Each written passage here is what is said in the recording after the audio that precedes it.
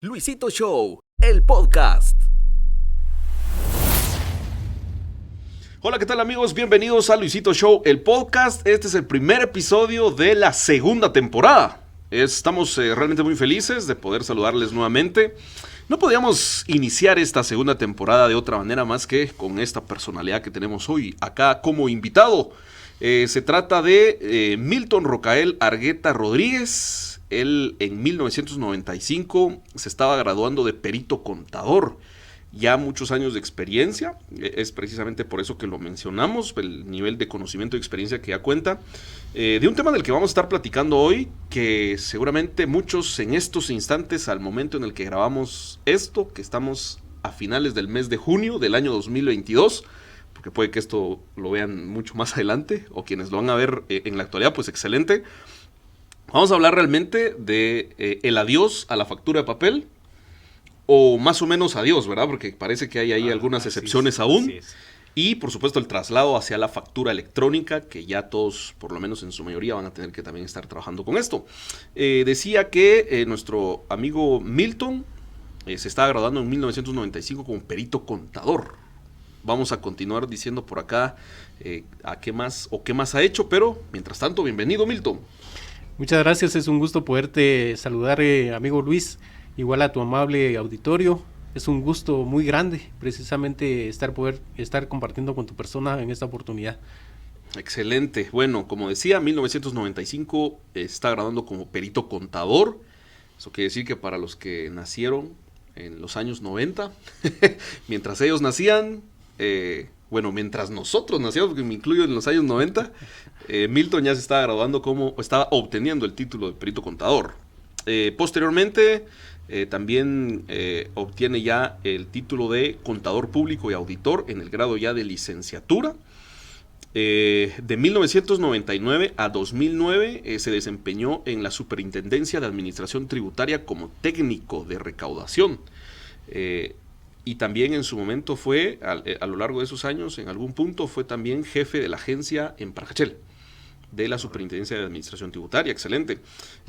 Posteriormente trabaja del 2012 al 2017 en la Contraloría General de Cuentas de la Nación como auditor gubernamental y ha sido director de auditoría en municipalidades.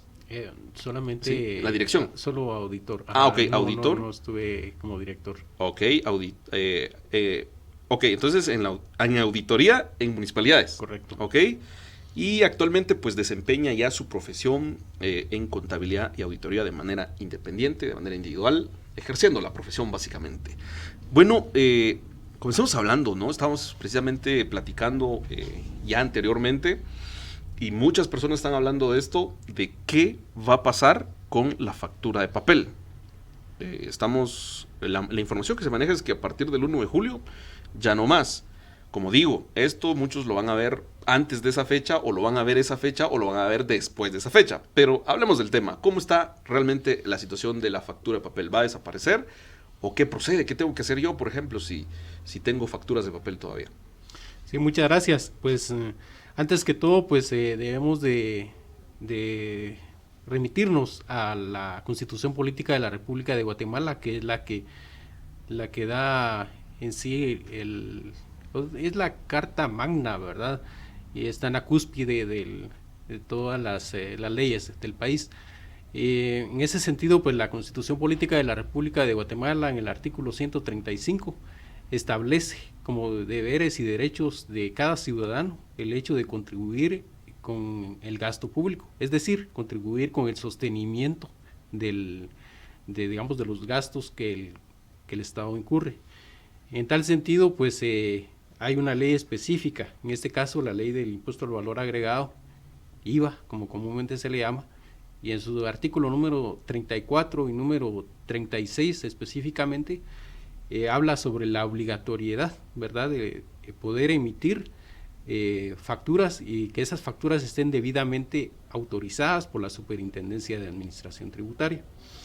En ese sentido, la Administración Tributaria, a través del acuerdo número 13-2018, creó la figura de lo que es la factura electrónica, ¿verdad? Esta factura electrónica cobró vigencia a partir del 23 de mayo del año 2018. A partir de esa fecha se ha venido utilizando la factura electrónica. Quiere decir de que no es un tema que se esté, digamos, implementando actualmente. Claro está de que en su momento... No es que se está implementando hasta ahorita, digamos. Exactamente. Debería de venir ya de antes. Ya viene desde el año 2018 y lo vamos a ir viendo más adelante, ¿verdad? Porque ha venido de una forma, podríamos decir, progresiva, abarcando a diferentes tipos de contribuyentes conforme fueron dándose los diferentes acuerdos del directorio. Ya sabemos que el directorio de la SAT pues es el máximo ente administrativo que digamos tiene la Superintendencia de Administración Tributaria, claro. Incluso está por encima del superintendente. Pues esta entidad es la encargada de emitir los acuerdos, ¿verdad? Que es lo que rigen, digamos, en este tema de la factura electrónica. Entonces, vamos a ir viendo más adelante si en realidad ha quedado totalmente en desuso la factura en papel o factura preimpresa, como comúnmente se le llama, o hay algunos contribuyentes todavía que pueden utilizarla, ¿verdad? Y en realidad, pues la factura electrónica es solamente un modelo operativo que fue creado por la Superintendencia de Administración Tributaria. Eso derivado de los diferentes cambios que se han dado en el tema de comercio, ¿verdad? El tema de comercio electrónico y hablemos de comercio global, ¿verdad? No vamos a decir de que es algo que haya ideado la Superintendencia de Administración Tributaria, sino que es algo que digamos, es copia de otros países, ¿verdad?, donde ya se ha venido utilizando.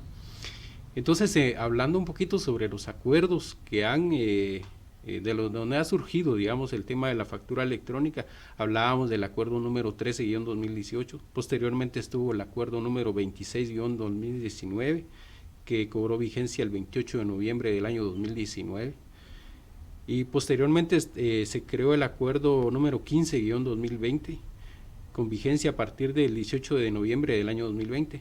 Vamos a hablar un poquito de este acuerdo que tiene algunas particularidades, ¿verdad? En este sentido, pues,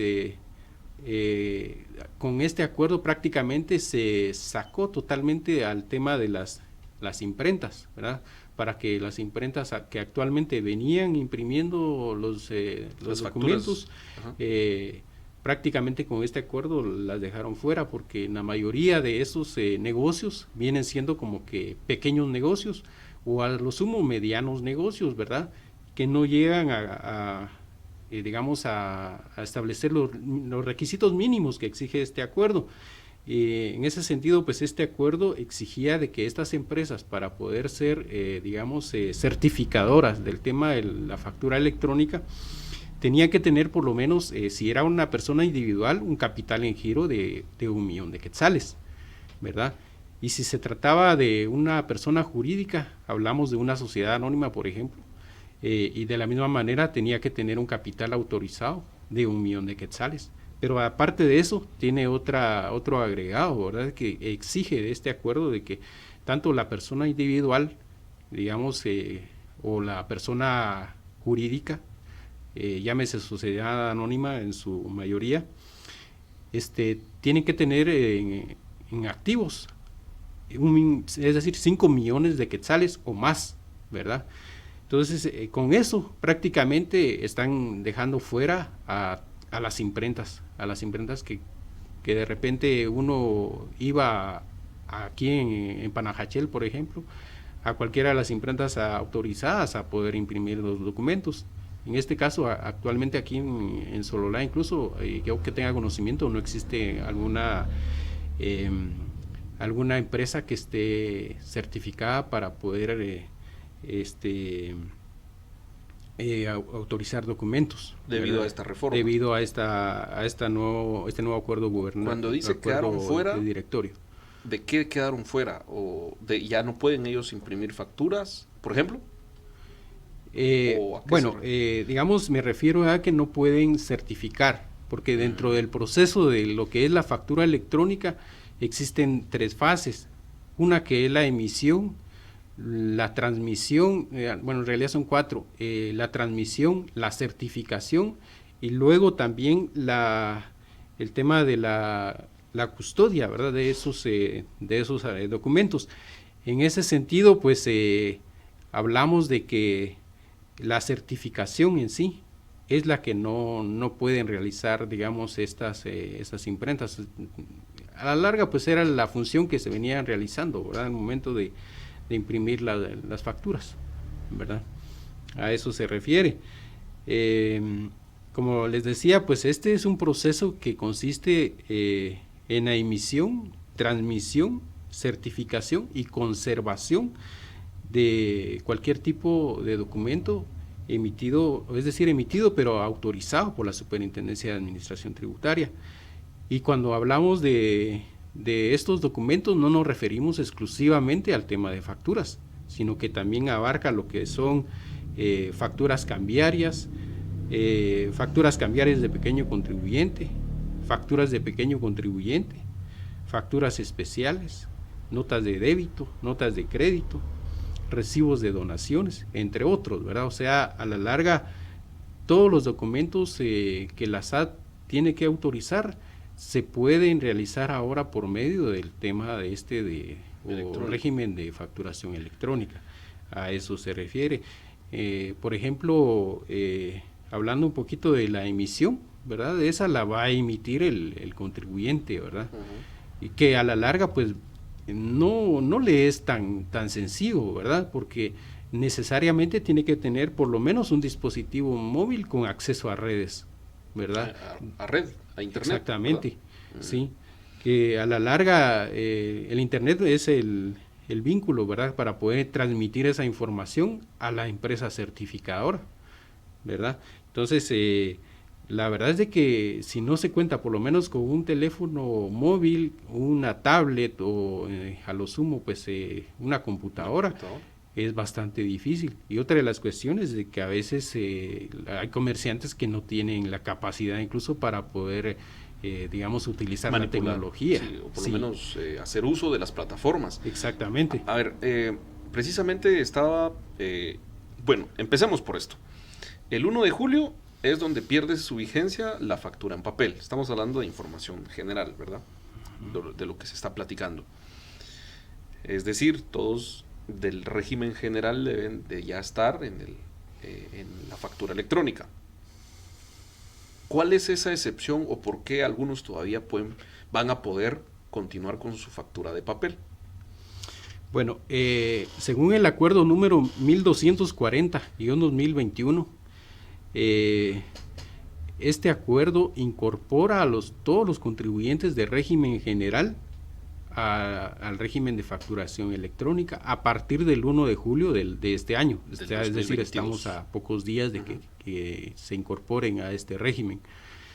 Sin embargo, pues podríamos decir de que la única excepción es con el tema de los pequeños contribuyentes, ¿verdad? Todos los 5%. Exactamente, pequeños contribuyentes del 5%, pero también vamos a hablar de que no todos, porque hay algunos que son contribuyentes del 5%, pero que cuando se constituyeron y adoptaron algunos de los regímenes, por ejemplo, el régimen especial de contribuyente agropecuario, o el régimen electrónico de pequeño contribuyente, o el régimen electrónico especial de contribuyente agropecuario. Si adoptaron algunos de esos regímenes, que esos regímenes cobraron vigencia a partir del 1 de marzo del año 2020, pues obviamente ellos sí tienen que utilizar la factura electrónica, pero cuando hablamos de que los pequeños contribuyentes no van a ser todavía obligados o abarcados con este acuerdo, es aquellos pequeños contribuyentes que se constituyeron con anterioridad a este acuerdo, ¿verdad? Y que siguen todavía contribuyendo con el país, ¿verdad? Pagando sus tributos en el mismo régimen con el que se constituyeron. No adoptaron ninguno de estos regímenes de los cuales hablaba anteriormente. ¿Podemos repetir los regímenes en los cuales ellos sí tienen que irse a la factura electrónica? Bueno, sería el régimen especial de contribuyente agropecuario, el régimen electrónico de pequeño contribuyente y el régimen electrónico especial de contribuyente agropecuario. Estos serían los Tres. regímenes. Y claro, si digamos alguien se constituye en estas fechas, que sería a partir del 1 de marzo del año 2020 a la fecha, obviamente pues ya tendría, Sí, tiene que entrar tendría a lo que entrar electrónico, sin importar qué régimen y todo sí, lo demás. serían los que están anteriores a esa fecha que no les abarca aún. No les aplica. Supongamos yo ahorita emprendo un negocio y me voy a inscribir sin importar el régimen, ya automáticamente tengo que ahí sí entrar a la factura electrónica. Así Porque es. me estoy, por ejemplo, inscribiendo a la fecha que estamos ya en el año 2022, que es la fecha en la que grabamos esto, junio de 2022. Ahora, entonces, ¿qué pasa? Vamos a irnos un poco más a lo fácil de entender. Una persona que tiene una panadería, aquí en Panajachel, allá en Sololá, Cabecera, en cualquiera de los municipios del departamento de Sololá o de incluso a nivel país. O, por ejemplo, los vendedores de la calle Santander, que ellos de pronto son pequeños contribuyentes. Ellos, ¿qué van a tener que hacer? ¿Tienen que pasarse a la factura electrónica obligatoriamente o no hace falta hacerlo? Pues si ellos se constituyen o se inscriben más bien hasta en esta fecha, Sí. la SAT de oficio los va a pasar directamente al régimen de facturación electrónica, pero si ellos ya están constituidos anteriormente a esta... 2020 es, ¿verdad? Sí, si fueron constituidos a una fecha anterior, aún no les abarca. Aún no les abarca. ¿En Pueden qué seguir, régimen están ellos? pues, es en el régimen de pequeño contribuyente, Ok. de pequeño contribuyente aún. Pero digamos que la única observación que hay que, digamos, de hacer acotación es el hecho de que las resoluciones que ellos van a seguir emitiendo las pueden seguir realizando con su imprenta, como lo han venido haciendo, solo que la vigencia de estas resoluciones es solamente de 6 meses. O sea, digamos que no como antes, que era por tiempo indefinido, sino que es una de las reformas que también tiene, ¿verdad? ¿Estamos hablando de las facturas? Las facturas en Es papel, decir, ajá. facturas preimpresas. Imprimo, por ejemplo, 50. Hoy, esas tienen vigencia de 6 meses nada más, Así es, cuando antes tenían un poquito más de vigencia. así es. Es decir, ellos lo que tienen que hacer es una modificación. Si calculan que gastan 50 facturas en un mes, perdón, en 6 meses, mejor no piden 100, sino que piden 50. Es decir, no, este grupo, por ejemplo, de pequeños contribuyentes no debe de pasar a la factura electrónica obligatoriamente en el 1 de julio. No, ellos todavía pueden permanecer en ese régimen y solo con esa observación de que sus facturas solamente Sí, pues. tienen vigencia de 6 meses, independientemente de la cantidad que se autorice, ¿verdad? Eso no afecta. Obviamente, si al llegar a los 6 meses todavía tienen un saldo de facturas que no se han utilizado, quedan anuladas, ¿verdad? Esa es la observación. Y es que la incorporación a este sistema de facturación electrónica se da de dos formas. Una es de oficio y la otra es de forma voluntaria, ¿verdad? O sea, cuando yo decía de que el pequeño contribuyente no le abarca todavía el régimen de facturación electrónica, pero si él decide aceptar ya ese régimen, pues puede también hacerlo, ¿verdad? Entonces, por ejemplo, en cuanto digamos, a los contribuyentes que se incorporaron de oficio, están los contribuyentes especiales, ¿verdad? Que fueron los que inicialmente, por medio del acuerdo 13-2018, fueron incorporados a este régimen de facturación electrónica. Hablamos de la empresa cementera que tiene el monopolio, ¿verdad? Que obviamente no vamos a decir el nombre, la empresa cervecera y así sucesivamente, ¿verdad? Bien sabemos los nombres de las grandes empresas de Guatemala, que son las que mueven la economía. Posteriormente, pues entraron también los grandes contribuyentes regionales, ¿verdad? La Superintendencia de Administración Tributaria está dividida por regiones, ¿verdad? Acá cabalmente estamos en la región occidente, ¿verdad? Que abarca los departamentos de Quetzaltenango, que es donde está ubicada la sede regional, San Marcos, Huehuetenango, Totonicapán, Sololá, Huehuetenango. Esos son los departamentos. Entonces, cuando habla acá de contribuyentes grandes regionales, son los contribuyentes que la superintendencia los ha identificado y les ha notificado en cada una de las regiones, ¿verdad? Que deben de incorporarse al tema de facturación electrónica. Y es que la verdad que el tema de la facturación electrónica lo que busca es de que se cumplan las metas de recaudación. Sí, metas de recaudación que muchas veces no se cumplen, ¿verdad? Y es uno de los causales precisamente para poder remover al superintendente de administración tributaria. Se ha venido dando desde siempre, ¿verdad? Entonces se busca eso, ¿verdad? Incrementar la recaudación, evitar la evasión tributaria y la elusión tributaria, ¿verdad? Que son dos temas diferentes, pero la verdad es de que estaba yo analizando precisamente de que aparentemente existe una serie de beneficios o ventajas que podríamos decirse que ofrece este sistema, pero esas ventajas son para la administración tributaria, porque para el contribuyente no lo es. Digamos, son estadísticas que obviamente reflejarían una realidad, ¿no? O sea, el hecho de que se está llegando a la meta de recaudación fiscal, por ejemplo, pero de pronto el contribuyente, el que paga su impuesto, pequeño contribuyente, por ejemplo, no ve reflejado ese pago de impuestos también en su beneficio. Quizá puede ser eso, ¿no?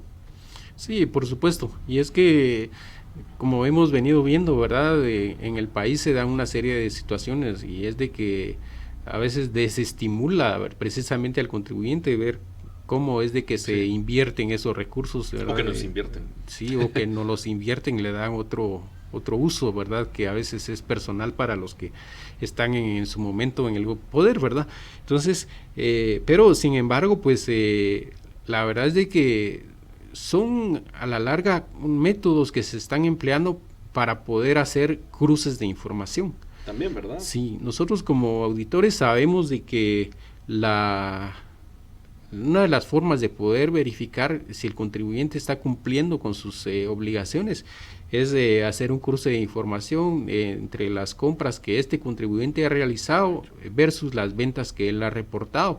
Y obviamente pues la diferencia o está en su inventario físico o ya lo vendió y no lo reportó, ¿verdad? Entonces, pero es un procedimiento que a la larga resulta siendo un poquito difícil de poder realizar anteriormente con el tema de la factura en papel, ¿verdad? Factura preimpresa. Porque había que digitar todo, ¿verdad? Y ahora pues el sistema, cuando el certificador recibe esa información, automáticamente se la traslada a la Superintendencia de Administración Tributaria y ya tiene la información. Bueno, digamos, contribuyente compró tanto de producto y obviamente pues ahora me está reportando solo X de ventas, ¿verdad? Entonces, pero ya toda esa información la tiene digital. O sea, le llega en su momento, ¿verdad? Es una ventaja para el tema de fiscalización, pero para el contribuyente, como decíamos, pues la verdad es de que no, ¿verdad?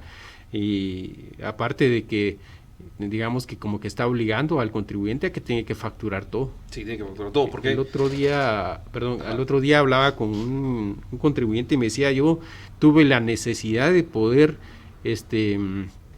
tener que cerrar el negocio, hacer un inventario, y me llevó alrededor de 15 días estar haciendo el inventario. Aparte de eso tuve que invertir X cantidad en cuanto a equipo, y aparte de eso tuve que contratar a varias personas para que me vinieran a ayudar, ¿verdad? Para poder realizar aparte de hacer el inventario, la capacitación que tuvimos que recibir para poder operar el sistema. O sea, a la larga el contribuyente tiene una serie de limitaciones para poder implementar este sistema, ¿verdad? No es el caso de todos, por supuesto, pero muchos de ellos tienen ese mismo problema. Sí. Así es. A ver, entendemos así. Al momento de hacer una compra, muchas veces nos solicitan el número de NIT, ¿no? El número de identificación tributaria, el NIT. Este NIT obviamente ingresa al sistema, ¿no? Por medio del cual se ve cuánto estamos gastando. Por ejemplo, si al mes gastamos 5,000 quetzales en compras, ¿verdad? Porque entregamos el NIT, entiendo yo que es la manera en la que se dan cuenta cuánto estamos gastando. Pero si resulta que estamos reportando a través de nuestras facturas electrónicas 3,000 quetzales nada más, en teoría no existe lógica de que estemos gastando más de lo que estamos percibiendo, porque estamos declarando un impuesto sobre nuestros ingresos con lo que se está trabajando. Esta es la forma en la que decía precisamente que se hace un versus, ¿no?, entre lo que se está gastando y lo que uno está declarando. Sin embargo, ¿existe la posibilidad en la factura electrónica de colocar consumidor final o ya definitivamente no se puede? Sí, aquí en Guatemala aún se puede consignar dentro del documento electrónico el CF, como comúnmente se le llama, ¿verdad?, o consumidor final, ¿verdad?, que podría ser un mecanismo, ¿verdad?, que se pueda seguir utilizando. En otros países, como por ejemplo México, ya no permiten. Ahí necesariamente se debe de incluir el número de identificación tributaria de quien esté comprando, ¿verdad? O su número de PI, porque entiendo que Sí. el sistema permite acá en Guatemala también introducir el número de identificación personal, el DPI. El CUI. El CUI. Es otra forma también de ver cuánto está gastando una persona, ¿no?, con ese cruce de información. Sí, aunque pues digamos que el contribuyente de a pie, digamos, que es el que sobre el que recae, digamos, el impuesto al valor agregado, pues sería solamente si él tiene que presentar su declaración jurada patrimonial, ¿verdad?, después de un ejercicio fiscal, pero directamente con las empresas, pues sí es el mecanismo de control que tiene la Superintendencia de Administración Tributaria, como mencionaba, para poder establecer cuánto este contribuyente en realidad ha comprado, ¿verdad? Porque resulta de que sí hay contribuyentes que anteriormente a lo que es la factura electrónica, ellos compraban, por decirte, 10,000 quetzales, por decir una cifra, y reportaban 5 o menos quizá de compras, y obviamente pues solo sobre eso pues se reportaban también las ventas, ¿verdad? Entonces había de cierto modo cierta evasión de impuestos, Claro. ¿verdad? Sin embargo, pues la SAT siempre los detectaba, porque como ya habíamos dicho anteriormente, desde el decreto 13-2018 fueron incluidos esos grandes contribuyentes, es decir, los contribuyentes especiales, ¿verdad? Y esos contribuyentes especiales sí daban esa información a la SAT, ¿verdad? Y en donde si el contribuyente que estaba declarando, digamos el mediano o el pequeño estaba declarando solo 10,000, pero el contribuyente especial reportaba de que no, que él había digamos comprado mucho más, digamos 20,000 o 50,000, ¿verdad? Entonces ahí ya existía cierta diferencia que servía de base para poder practicarle una auditoría a ese contribuyente que había omitido el pago de impuestos. Claro. Ajá.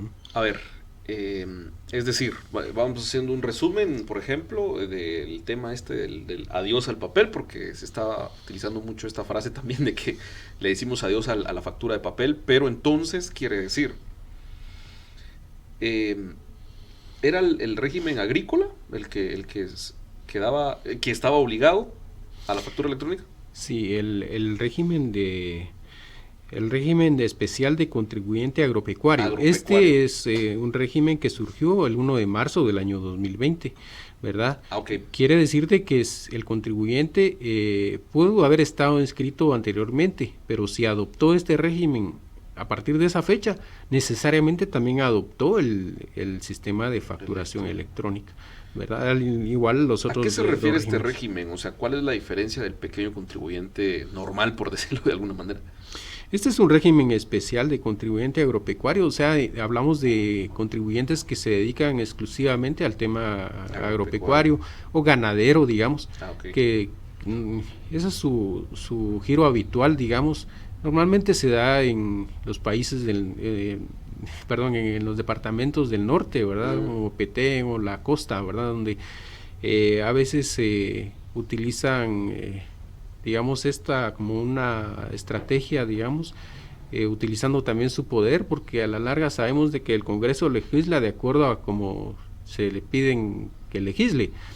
Entonces, en la mayoría de casos, pues existen estos grupos que están organizados y que piden, ¿verdad? Entonces, a mí se me ocurre que por ahí pudo haber surgido esta reforma para evitar que estos contribuyentes pagaran, digamos, sumas mucho más elevadas por concepto de impuestos sobre la renta o otros impuestos, ¿verdad? Entonces quedaron como 5%, ¿verdad? En este régimen, y que obviamente pues sí tienen que asumir el tema de facturación electrónica. Facturación electrónica, es decir, cualquier pequeño contribuyente que no esté en este régimen agropecuario, ni en los otros dos que mencionábamos que son electrónicos, ¿no?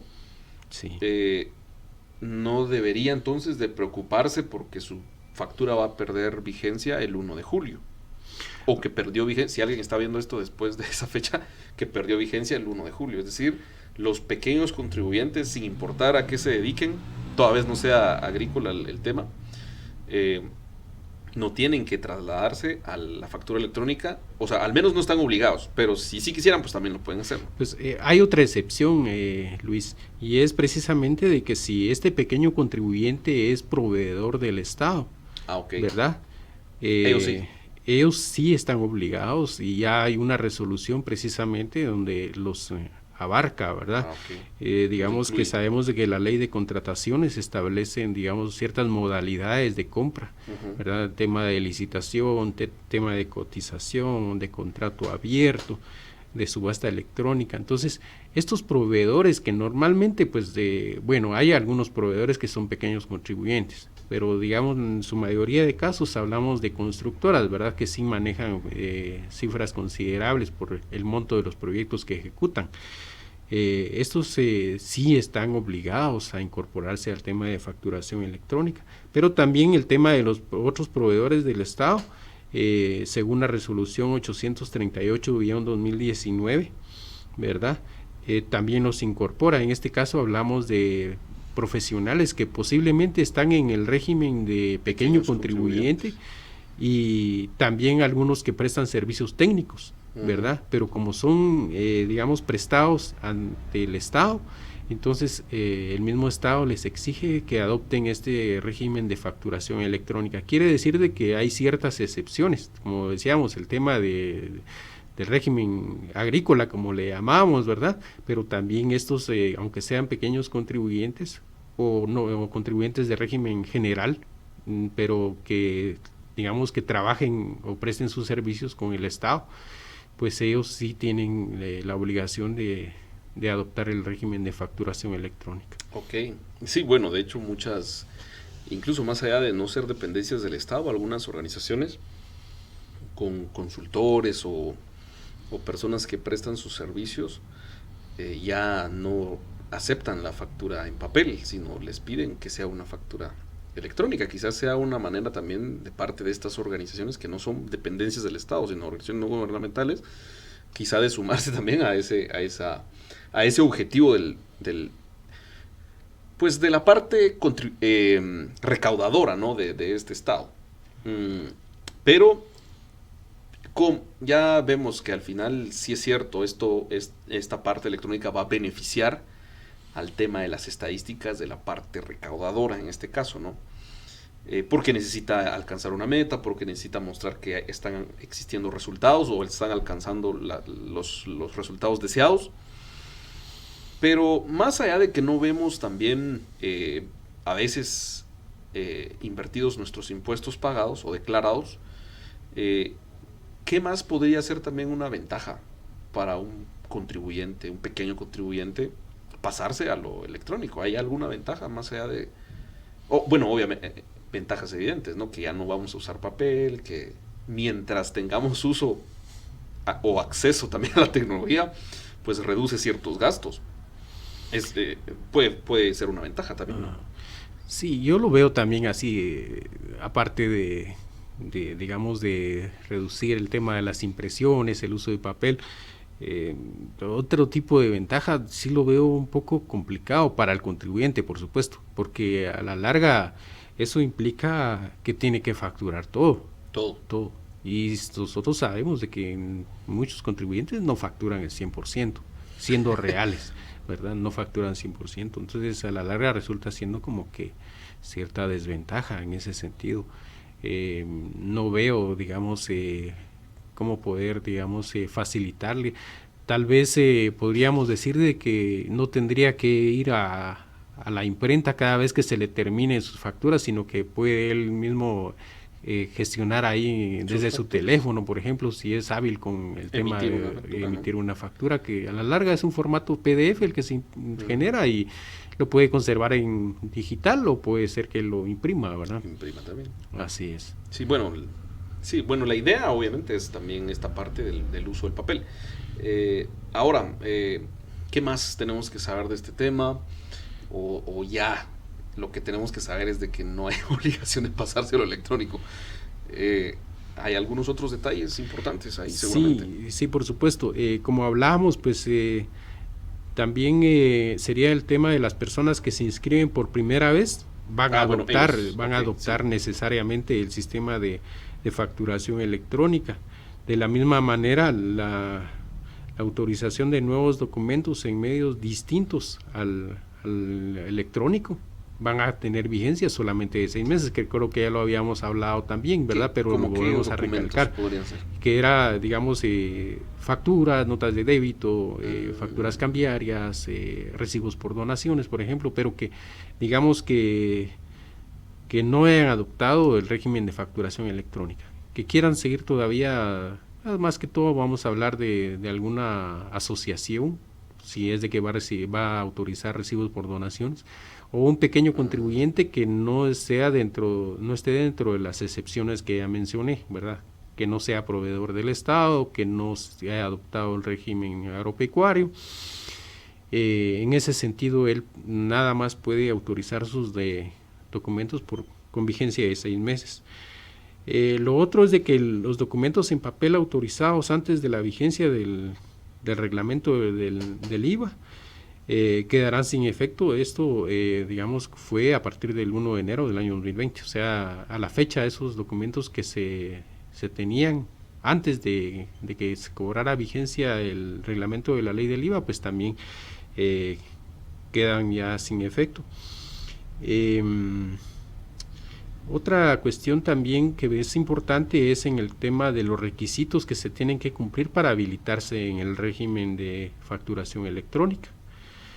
El primero es tener los datos habilitados o ratificados en RTU. Este es un tema bastante importante porque no es solamente con el hecho de que uno se inscriba y deje por varios años y ya uno dice, bueno, ya me inscribí y puedo solicitar ahorita mismo mis facturas electrónicas. Pues la verdad es de que casi a cada año la Superintendencia de Administración Tributaria pide que se ratifique o que se digamos que se habiliten los datos, ¿verdad? Que uno tiene ahí registrados en el registro tributario unificado, ¿verdad? Normalmente, pues aquí en Panajachel ha habido un poquito de problema con el tema de las direcciones, ¿verdad? Para poder, digamos, actualizar los datos de la dirección, hay que consignar un documento que acredite, ¿verdad?, o respalde que la dirección existe realmente, porque sabemos de que con anterioridad se daba de que se inscribían negocios y esos negocios sí existían en el sistema, pero físicamente no existían, eran los famosos negocios de cartón, ¿verdad? O empresas de cartón. Entonces ahora pues hay que actualizar los datos. Sin embargo, el problema es que aquí en Panajachel no hay todavía nomenclatura, las calles no están debidamente identificadas, ¿verdad? Entonces cuesta un poquito el tema de la actualización por ese tema, pero al final pues poner número de casa, incluso el nombre del callejón, pero no existe precisamente esa parte de donde podamos nosotros identificar eso, ¿no? Y de hecho a veces nos pasa a todos porque nos ponen direcciones y cuando vamos a buscar la dirección, difícil encontrarla, pues, porque no existe esa identificación. Sí, ese es un punto bastante importante. Además, pues, se tiene que poseer un negocio. Obviamente, si uno solamente tramitó un NIT para poder registrar un vehículo, de repente lo afiliaron al impuesto de circulación de vehículos y nada más, pero no tiene registrado un negocio. Entonces, para poder tener facturas electrónicas, tiene que tener un negocio registrado en el sistema de la SAT. y obviamente pues estar afiliado a los impuestos, ¿verdad? Pero específicamente al impuesto al valor agregado, ¿verdad? Para poder, digamos, autorizar estas facturas.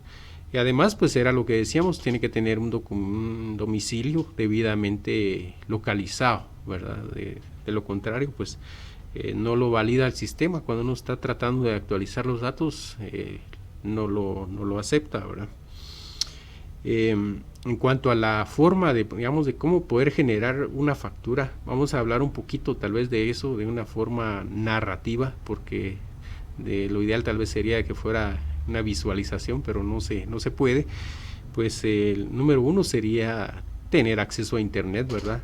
Contar con los recursos tecnológicos y el acceso a internet para poder, digamos, iniciar. Tener una computadora o una tablet, ¿verdad? Para poder iniciar con el proceso. Lo siguiente pues es crear lo que es la agencia virtual, ¿verdad?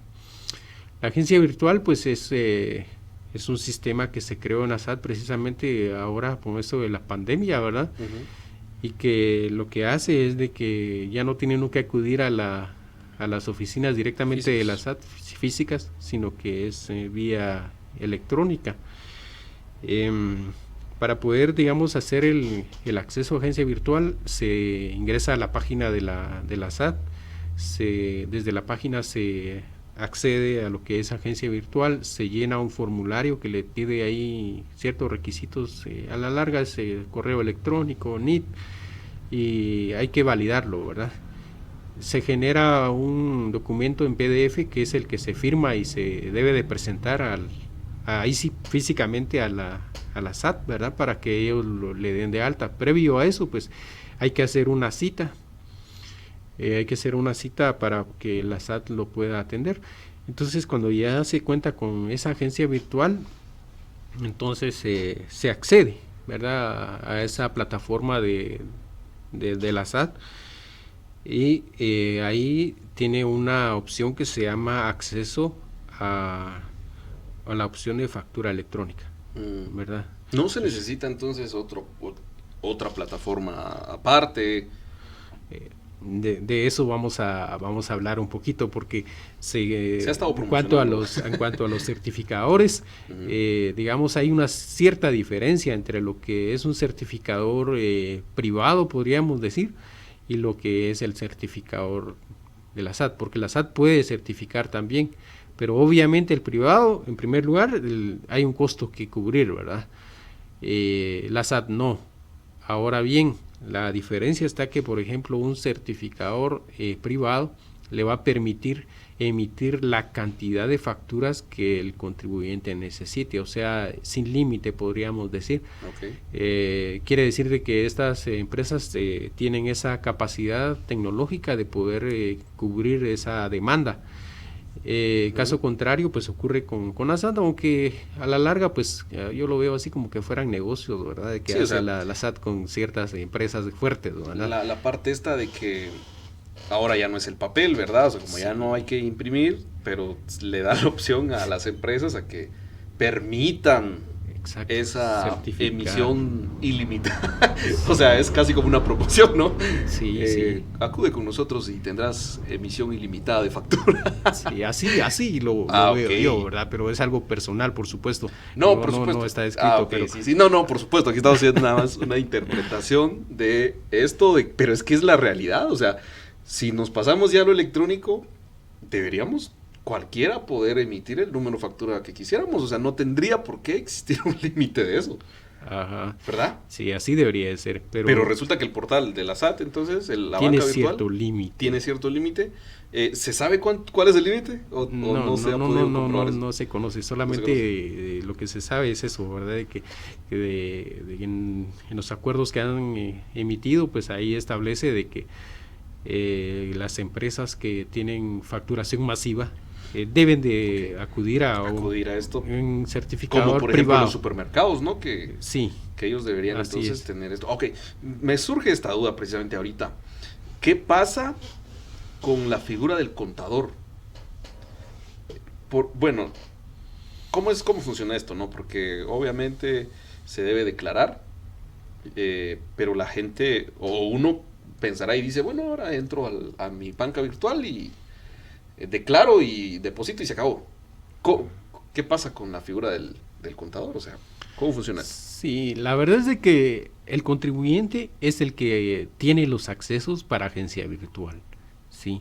Ya si el contribuyente le confía en el contador, pues ya es el contribuyente, pero en realidad quien está facultado legalmente ante la SAT y quien va a responder ante la SAT es el contribuyente, ¿verdad? Entonces, prácticamente el contador en este caso, pues le están limitando sus funciones exclusivamente para que él solamente contabilice la información, ¿verdad? Pero, y es que según lo que establece el Código Tributario, pues sí, el contribuyente es el que tiene la obligación de presentar su declaración, ¿verdad? Entonces, la elabora el contador, pero quien tiene que presentarla es el contribuyente, ¿verdad? Igual al momento de un ajuste o algo, quien responde es el contribuyente, ¿verdad? Claro, pero digamos ahorita, es decir, si yo tenía un contador, pero como ya estoy en lo electrónico, pues puedo yo y, o sea, gracias contador, pero ya no. Por supuesto, sí puede, tiene los accesos, usted puede declarar, ya no necesariamente, sobre todo en el caso de los pequeños contribuyentes, en donde la ley no obliga al contribuyente a tener un contador que le lleve los registros, ¿verdad? Okay. Incluso en papel.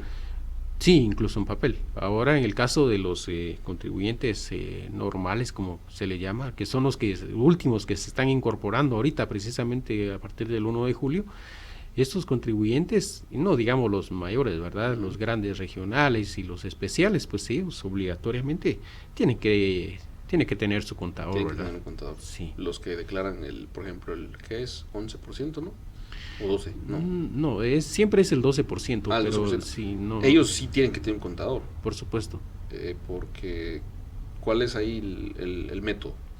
Lo que pasa que estos de contribuyentes de este régimen en general llevan contabilidad completa, ¿verdad? Entonces el contador es el encargado, ¿verdad? En el caso del IVA, que es lo que nos está ocupando ahorita, hacer una regularización, se llama, entre lo que es el IVA débito, que es el que se genera precisamente de las ventas, y el IVA crédito, que se genera de las compras que el contribuyente realiza, ¿verdad? Entonces ese cálculo lo elabora, ¿verdad? Y en base a eso pues, procede al llenar la declaración que corresponde, y en teoría pues se la tendría que entregar al contribuyente para que él la declare, ¿verdad? Pero muchas veces ya ocurren otras cosas ahí donde el contribuyente le da el dinero al contador y pasan otras cosas también. Claro.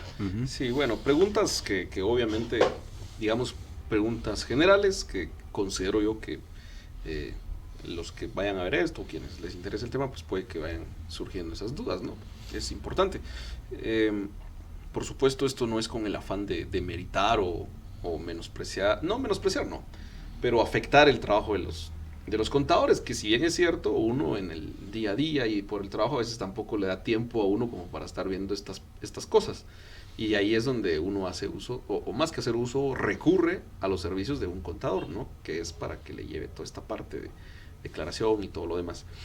Entre otras cosas que a veces uno va necesitando. Entonces, ¿qué más deberíamos de saber? Ya nos va quedando poco tiempo, solo para ir quizá viendo... Okay. Sí, posteriormente a tener el acceso a agencia virtual, pues como mencionaba, se tiene que acceder a la opción de factura electrónica. Posteriormente a acceder a la opción de factura electrónica, tiene uno que habilitarse como emisor de factura electrónica. O sea, son dos opciones que tiene ahí el sistema. Y posteriormente a haberse habilitado como emisor de factura electrónica, pues tiene que generar una firma electrónica, ¿verdad? Esa firma electrónica va a servir para que el contribuyente, cada vez que emita una factura, emita una clave.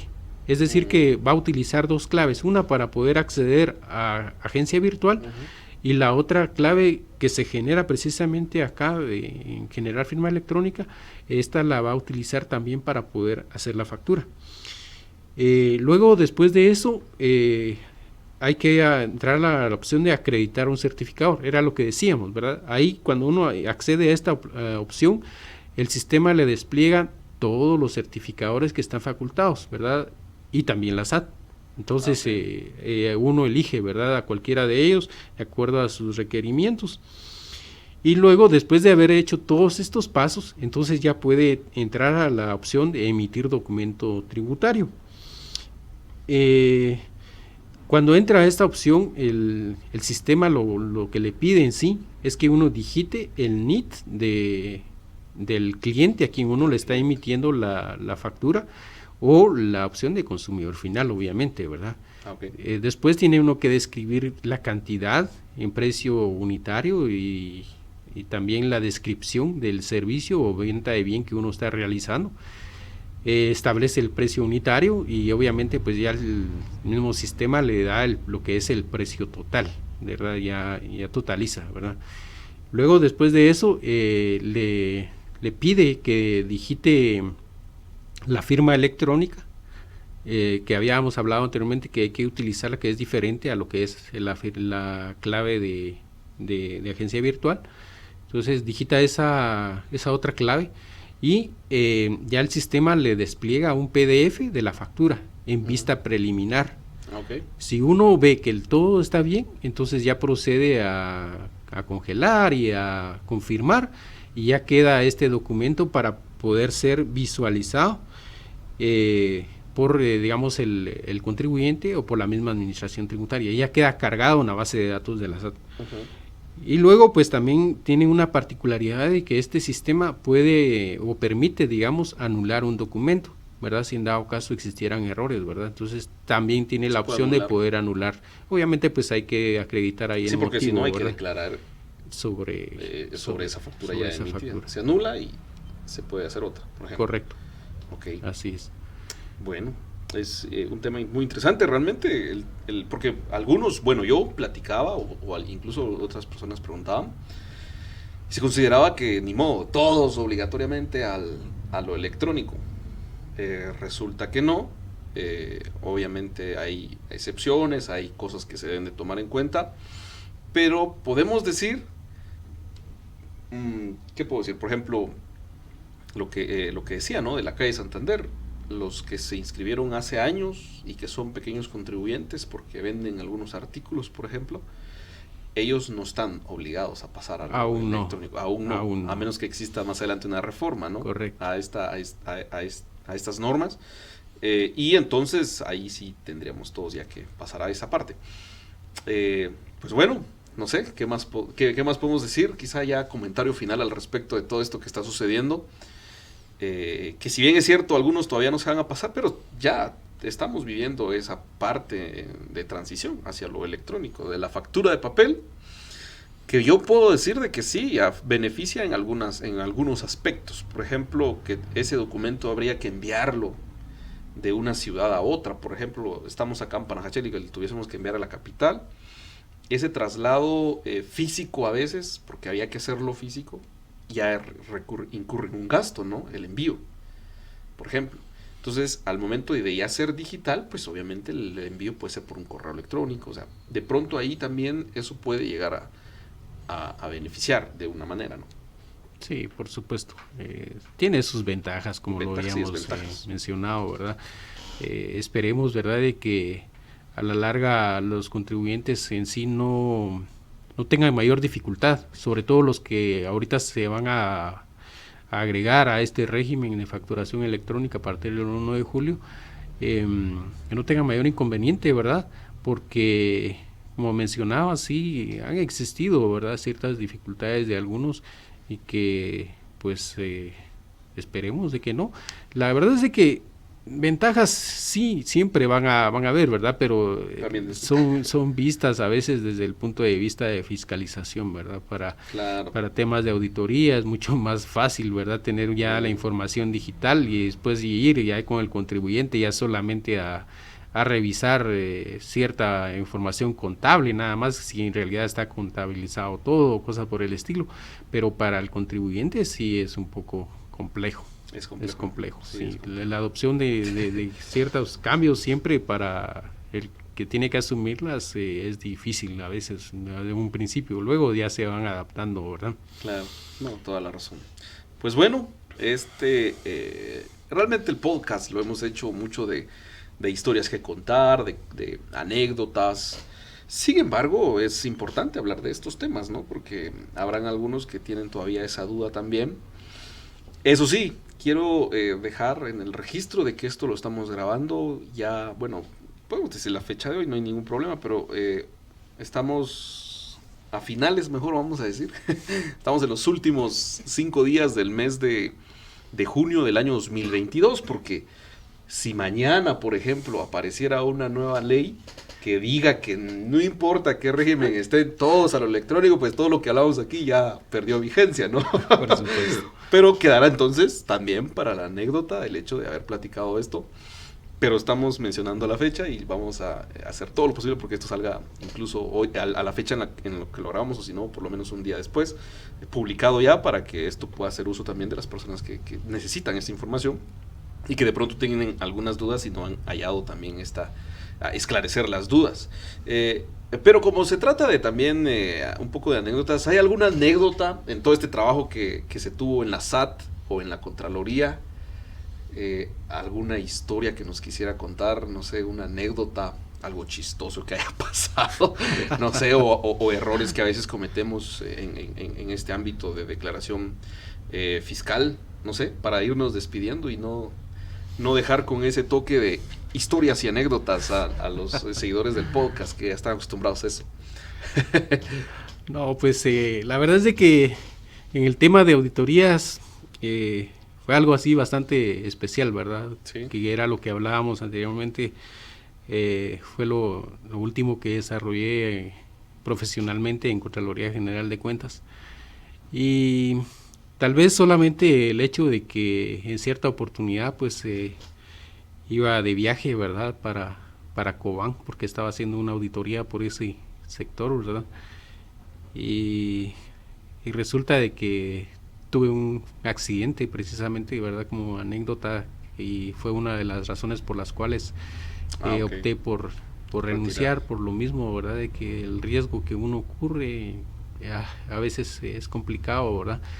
Entonces, eso, ¿verdad? Como historia o anécdota, un accidente en el vehículo en el que yo me movilizaba. Gracias a Dios, pues no tuve mayor problema en cuanto a mi situación física, más fue material, ¿verdad? Pero sí, decirles de que en base a esa experiencia que también tuve en nivel de municipalidades, pude identificar que los problemas de desigualdad, los problemas de pobreza, es a nivel país, sí. Lamentablemente, pues nuestras autoridades locales y nacionales no se han preocupado precisamente poder ayudar a la gente pobre, ¿verdad? Pude ver sobre todo en Oriente, ¿verdad? Mucha pobreza. En la cabecera pues no se logra visualizar eso, pero en los pueblos, en las aldeas de esos pueblos se logra ver, ahí sí que palpar lo que es la pobreza. Entonces hacerles, ¿verdad? Énfasis en cuanto a eso, ¿verdad? De que nuestras autoridades que están en el poder actualmente, que pueden poder ayudar a esas personas, que lo hagan, ¿verdad? Que no inviertan tanto en cuanto al recurso humano, ¿verdad? Porque en la mayoría de casos invierten demasiado en lo que es funcionamiento, ¿verdad? Y poco en lo que es inversión. Creo que acá en Panajachel andamos por eso también, precisamente, que no debería de ser así, pero está ocurriendo. Entonces, creo yo ver, digamos, más el sentido humanitario, ¿verdad? Ejecutar proyectos que a la larga les sirvan a estas personas para poder crear los medios necesarios de subsistencia en un futuro. Sí, Gracias. necesitamos condiciones, más bien, que existan esas condiciones para un buen desarrollo. Bueno, Milton, gracias por haber aceptado la invitación a este primer episodio de esta segunda temporada, porque ya tuvimos la primera temporada y estamos realmente muy felices. Abner Chumil, que está ahí siempre detrás de cámaras y micrófonos, que considero yo que sí se cumple un porcentaje grande en la producción, en ser posible la producción de este podcast, y también a otros compañeros que siempre colaboran para poder desarrollar y hacer esta producción. Mensaje para despedirnos ya. Saludos a la audiencia. Sí, un saludo a todos los amables teleescuchas, ¿verdad? Uh-huh. Que te siguen a través de las redes sociales. Desearles que sobre todo los comerciantes que se van a incorporar ahorita a partir del 1 de julio, pues no tengan ningún inconveniente, y pues cualquier cosa que podamos apoyarles, estamos siempre a sus respetables órdenes. Perfecto. Y muchas gracias. Gracias, Milton. Hoy platicamos entonces sobre la factura electrónica y el aún no del todo adiós de la factura de papel hasta la fecha en la que grabamos este podcast. Lo repito mucho porque, de veras, todo puede cambiar conforme esto vaya evolucionando. Gracias, amigos. Los saludamos en la próxima. Hasta luego. Hasta luego.